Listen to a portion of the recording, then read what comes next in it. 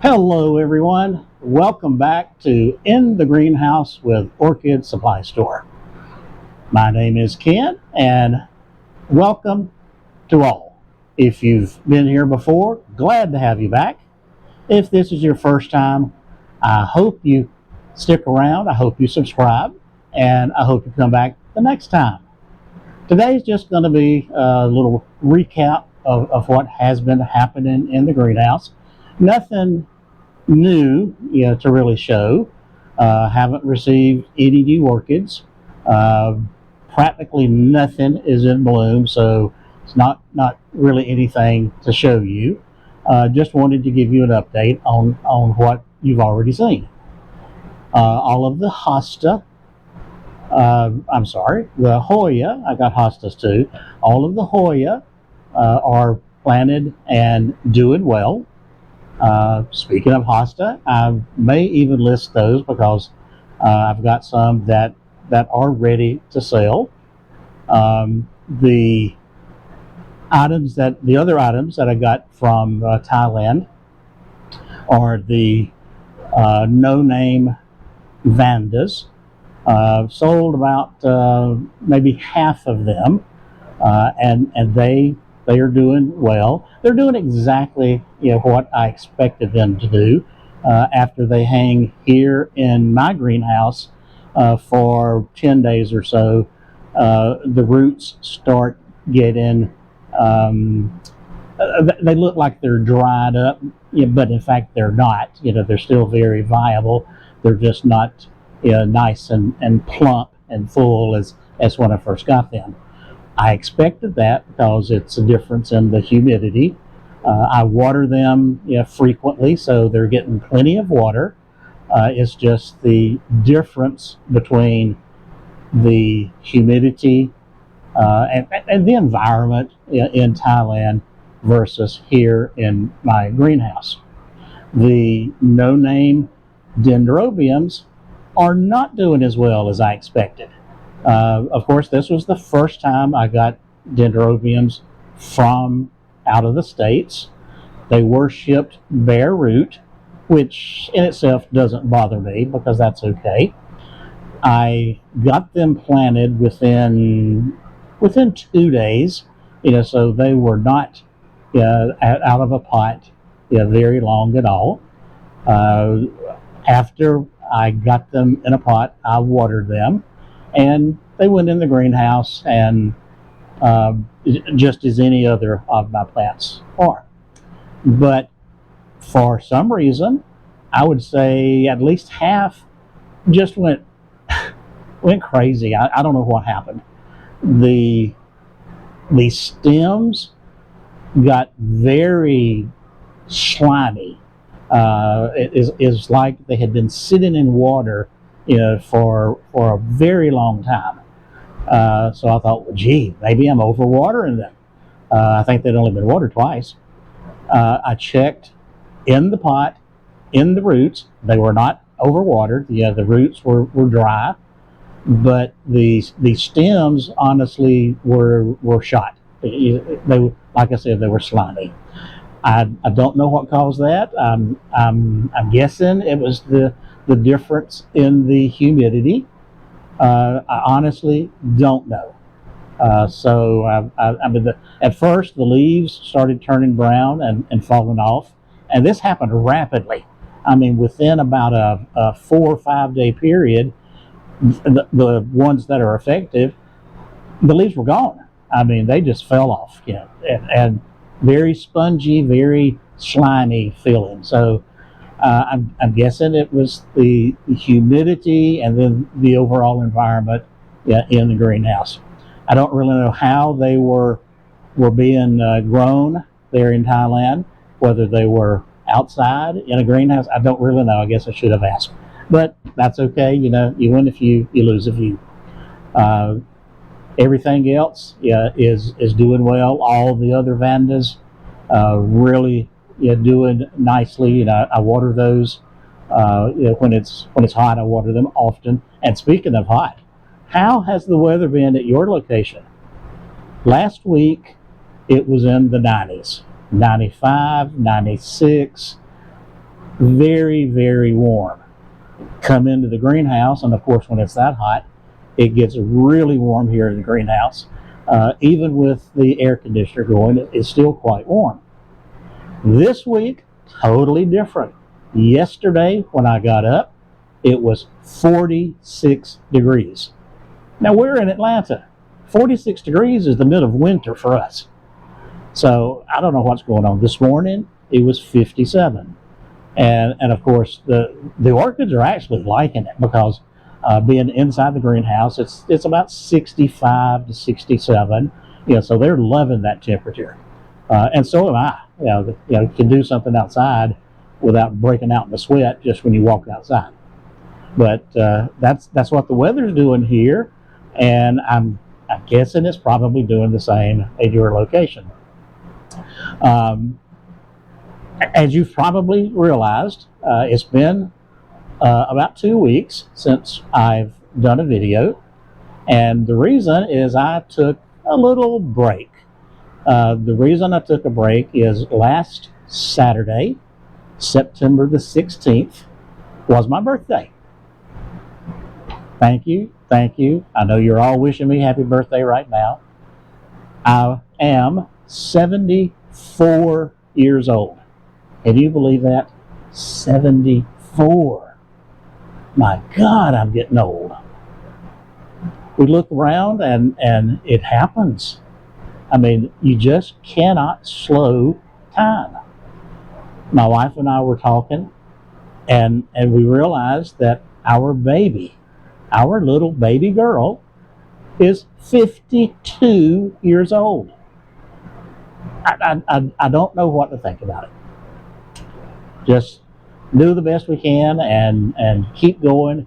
And I mean, it's just a number. 74 is not old. I still feel young. I still do as much as I can, and I'm happy with it. Speaking of my wife and us talking, she was asking last week, could we go on a little road trip? I said, well, sure. Where would you like to go?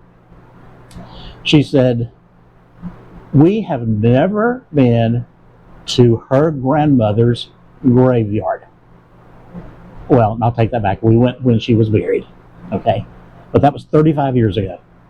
In 35 years, we have not visited the gravesite of her grandmother and grandfather. So and they're buried in Salisbury, North Carolina. That's one reason we never go, because my family and her family was living in Spartanburg, South Carolina, so we would frequent there, but we never just got up to North Carolina to do the rounds. So I said, sure, we can go. That would be a nice little trip. But I don't know where she's buried.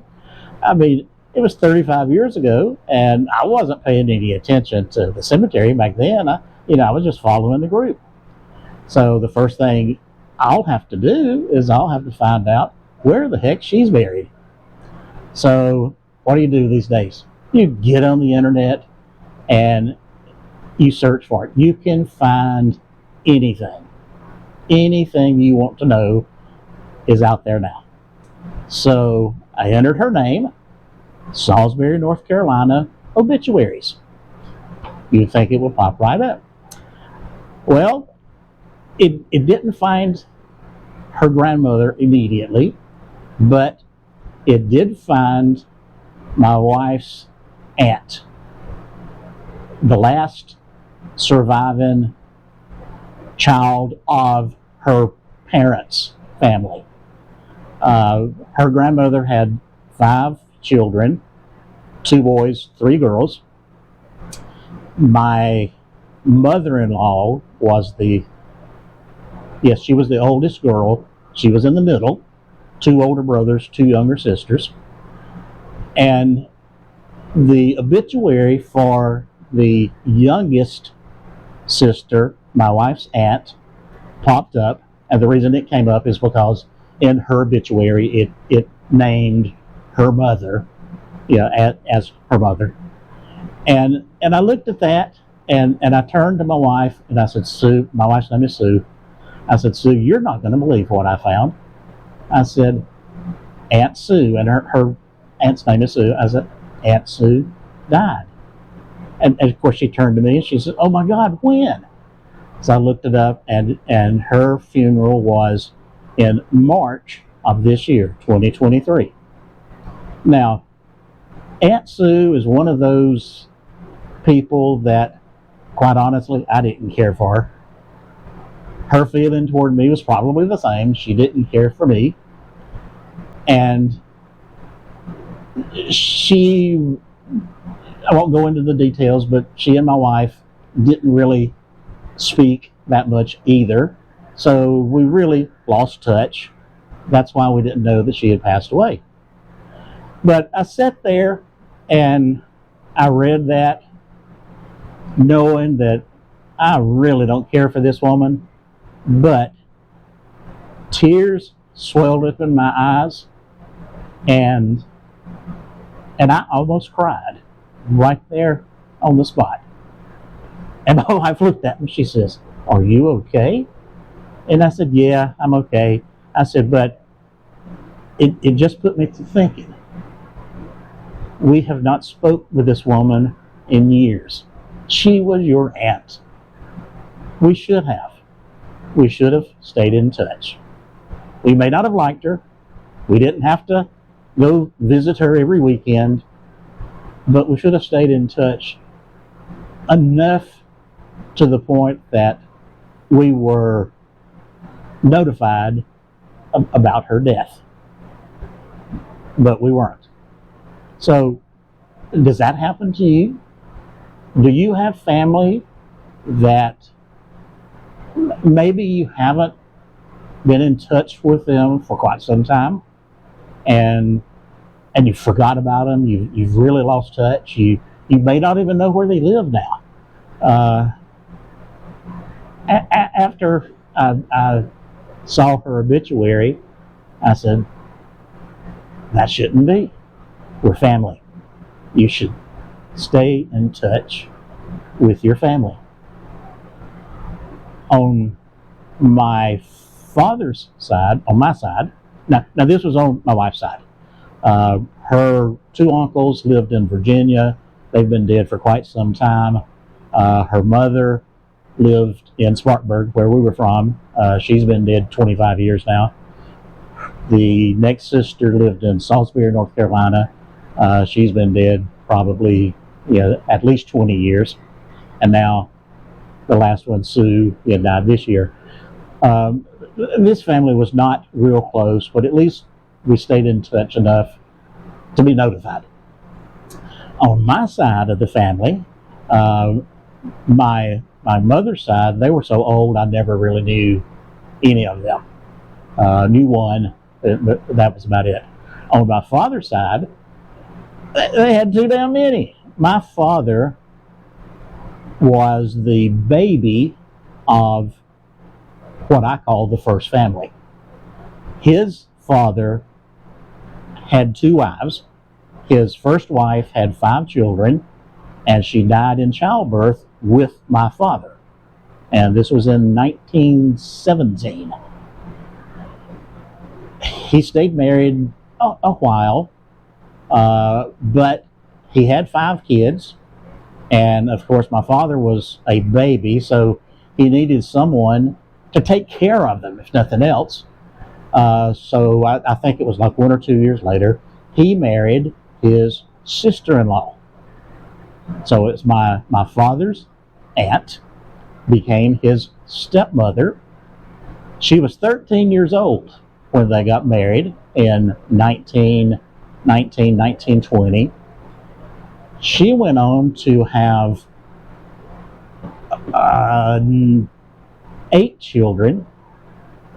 Yeah, there was 13 of them altogether. So she had 8 children.